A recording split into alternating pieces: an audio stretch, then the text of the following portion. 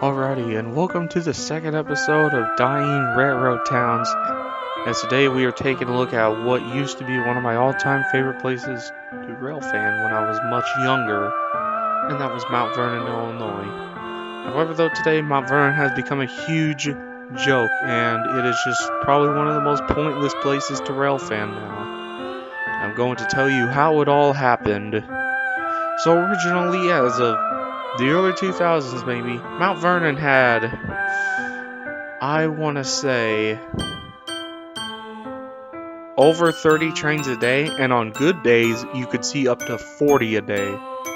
Now today, however, Mount Vernon only gets about 15 a day, and only 12 a day on the weekends, which is really, really bad compared to the early 2000s.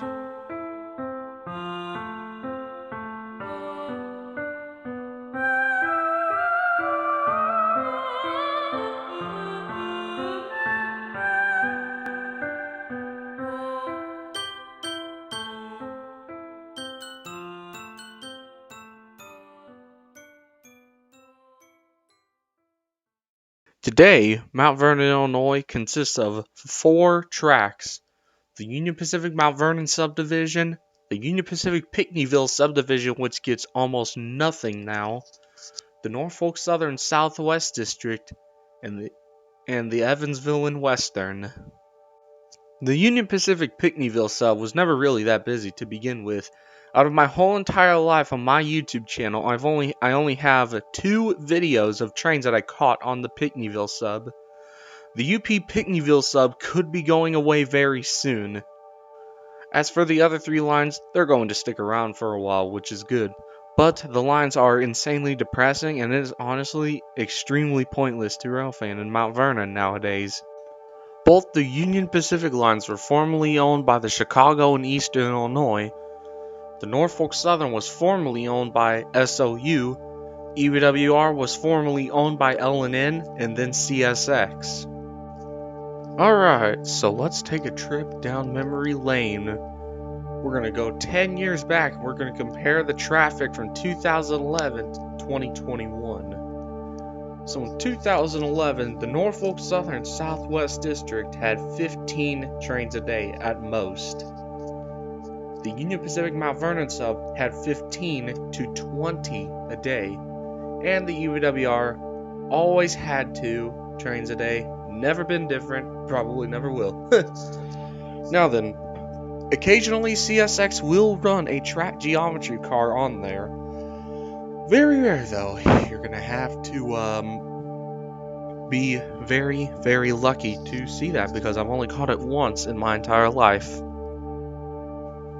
As of 2011, Mount Vernon usually had 32 to 37 trains a day, and on good days it would exceed past 40 if extras were running, like NS coal trains or extra UP intermodals, etc., etc.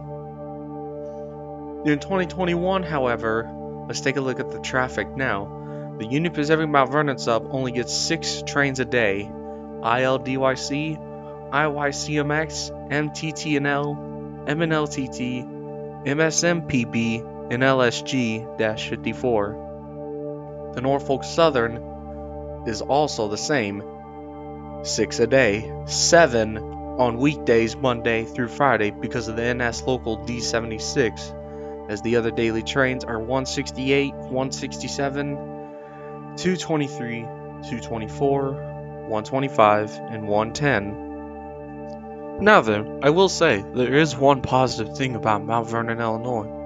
There is actually a National Railway equipment over there as well, and there's some very interesting, very old, very rare stuff that you don't even see on the rails anymore.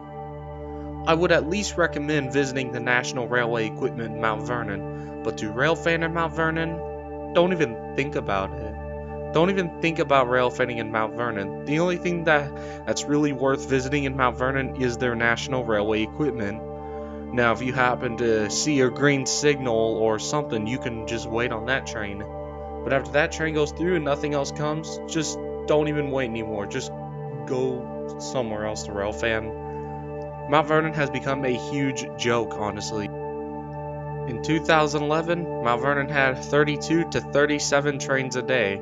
Today, there's only about 15 and only 12 on the weekends. Which, yes, that is considered very depressing. At one point, Mount Vernon was a hotspot. But now, nobody really seems to care about Mount Vernon anymore. Here's some photos of Mount Vernon. This is an aerial view of the diamonds that run through. This one's the EVWR, this one's UP, and that one is the NS. This is what Mount Vernon looks like. It looks like a very interesting place to rail fan. It used to be. Let's just say this. You're at the right place at the wrong time. That's pretty much the situation here. You're at the right place just at the wrong time. If you want to be at the right place at the right time, you'd be better off visiting Mount Vernon 10 years ago. So what's making Mount Vernon die? Well, it's the same reason as last time. It's usually precision scheduled railroading. Both Norfolk Southern and Union Pacific use precision scheduled railroading. EVWR does not because only Class 1 railroads use PSR. You're not really required to use PSR, it's just the reasoning why the railroads use PSR is because they make a lot more money. The railroads don't care what is happening to them. The railroads don't care if they're dying, losing trains or anything. All they ever care about is money, and that's a very bad thing. Class 1 railroads are extremely greedy. The biggest railroads in America are the most greedy. BNSF, UP, CSX, NS, etc. That's the only reason why PSR is being used. Norfolk Southern, though, knows that PSR is a very bad thing now. And so, the NS could change. NS could go back to normal. As for UP, though, UP does not realize this at all. UP is probably going to continue to die. Slowly but surely. NS, though, there's still some hope for Norfolk Southern. But with precision scheduled railroading, this pretty much like causes trains to be combined together, and this takes away a ton of train. And one bad thing about PSR for sure is that with these trains being combined and longer trains coming to life, this could actually cause bigger derailments, therefore needing to pay more money to fix everything.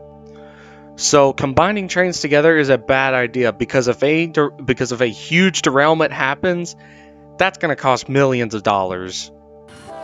When I was just a little kid, I always remember seeing a lot more trains around Mount Vernon at the perfect timing.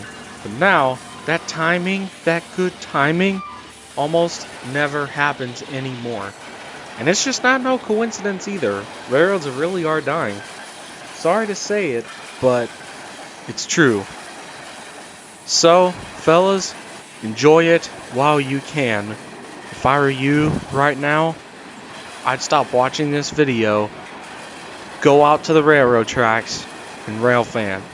Because you never know when one day that railroad track you live by could go out of service. So as I said, if I were you, I'd click off this video, get your camera, get your tripod, and if you can, go out there and rail fan. Just enjoy it while you can, because one day the railroad track that you live by could become history. Alrighty guys, well that is it for today's episode of Dying Railroad Towns. And sorry for making these very sad. But it's the truth unfortunately, and we're just gonna have to learn to accept it. So more episodes to come in the future. Anyways, thank you all so much for watching. And just remember, enjoy while you can, and also remember to subscribe to my channel.